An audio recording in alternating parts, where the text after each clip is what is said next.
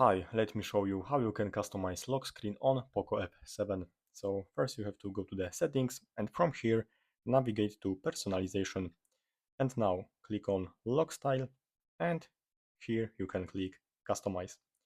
And this is your lock screen wallpaper and you can change this wallpaper by clicking here, wallpaper effects, font effects and depth.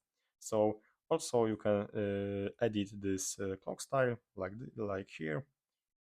Here is also calendar setting like this one or this. So you can edit it whatever you want.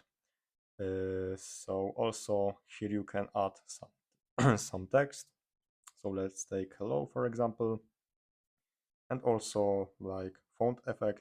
So you can change the color of the font over here, and also wallpaper effect. So take this one for example, as you can see.